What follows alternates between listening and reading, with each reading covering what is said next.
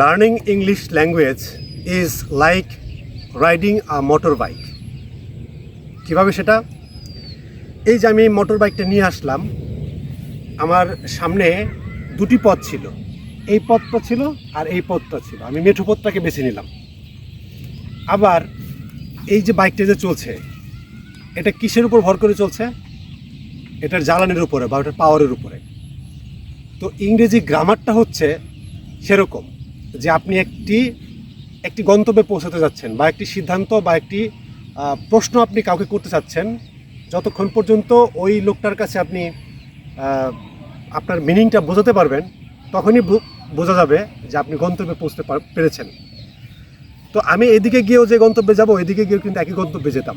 তো ইংরেজি গ্রামারটা হচ্ছে এরকম যে গ্রামারটা ব্যবহার করে আপনি আপনার মনের যে কথাটা, সেই কথাটা আপনি প্রপারলি বোঝাতে পারছেন কিনা, সেজন্য আপনার গ্রামারটা দরকার। আর এই বাইকটার চলছে কিসের জুড়ে? চলছে হচ্ছে ফুয়েলের জুড়ে। এই ফুয়েলটা হচ্ছে এই ইংরেজি ভাষার বা যে কোনো ভাষার শব্দ। তার মানে দুটি জিনিস লাগবে, একটা হচ্ছে শব্দ লাগবে, আর একটা হচ্ছে আপনার গ্রামার লাগবে। এখন গ্রামারটা আসলে কি? গ্রামারটা হচ্ছে একটা ছন্দ। যেমন ধরেন, আমি যদি এখন এই মোটর বাইকটাকে যদি 60 কিলোমিটার বেগে চালাই, হঠাৎ করে 10 কিলোমিটার বেগে চালাই, হঠাৎ করে 100 কিলোমিটার বেগে চালাই, সেক্ষেত্রে কিন্তু একটা দুর্ঘটনা ঘটার সম্ভাবনা থাকে। এই ছন্দপতনটা হবে কখন? যখন আমরা প্রপার গ্রামার না মেনে যখন আমরা আমাদের ভাষা প্রকাশ করতে যাবো। আমার কিন্তু ফুয়েল আছে, মানে আমাদের শব্দ ভাণ্ডার আছে, কিন্তু সেটাকে আমি কিভাবে ব্যবহার করব, সেটা যদি আমি প্রপারলি না করতে পারি, সেক্ষেত্রে কিন্তু আমার বাইক যেরকম অ্যাক্সিডেন্ট হওয়ার সম্ভাবনা আছে, সেরকম একটা ভাষা শেখার ক্ষেত্রেও আপনার মনের ভাব আপনি প্রকাশ করতে পারবেন না। সো আরেকটি ব্যাপার হচ্ছে, আমি আজকে যেহেতু আমার এই বাইরের আসলে প্রথম ভিডিও বানাতে যাচ্ছি, তো বলি যে আসলে ইংরেজি শেখার জন্য কী করতে হবে। আগে প্রথমে ধরেন আপনি মোটামুটি লেভেলের ইংরেজি জানেন, বা একাডেমিক্যালি যদি এসএসসি ইন্টারমিডিয়েট পাস থাকেন, তাহলে তো বলাই যায় যে আপনি অন্তত প্রায় 12-14 বছর ইংরেজিটা পড়েছেন একাডেমিক্যালি, একদম ছোটোবেলা থেকে শুরু করে ইন্টারমিডিয়েট পর্যন্ত। তো ওটার জন্য এখন কি করতে হবে?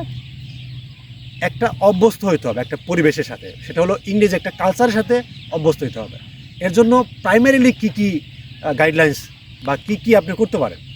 1 নম্বর ধরেন, আপনি ইংলিশে ডেভেলপ করার জন্যে ইংলিশ মুভি দেখতে পারেন, যেটা সবাই খুব কমন সাজেশন দেয়।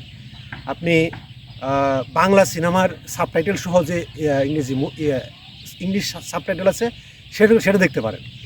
আবার আপনি সপ্তাহে একদিন একটা ইংরেজি পত্রিকা রাখতে পারেন, বাংলাদেশে প্রেফারেবলি ডেইলি স্টার। তারপরে আপনি ছোটদের যে মানে ইংরেজি বই আছে, গল্পের বই আছে, সেগুলো পড়তে পারেন। যেমন আমি সাজেস্ট করি, প্রথমে একদম শুরু যারা একটু মানে প্র্যাকটিক্যাল বা ইংলিশটাকে ফিল করতে চান, তার হ্যারি পটার সিরিজটা পড়তে পারেন। তো এগুলো পড়তে থাকেন, আর আস্তে আস্তে সামস গ্রামার স্কুল থেকে আপনাদের প্রতিনিয়ত আপডেট পাবেন। প্রতিনিয়ত আপনাদের জন্য নতুন নতুন ভিডিও, শিক্ষণীয় ভিডিও এবং ব্যতিক্রমী জিনিস এবং ব্যতিক্রমীভাবে যে উপস্থাপনা ইংরেজির, সেগুলো আমি নিয়ে আসার চেষ্টা করব। Thanks for watching.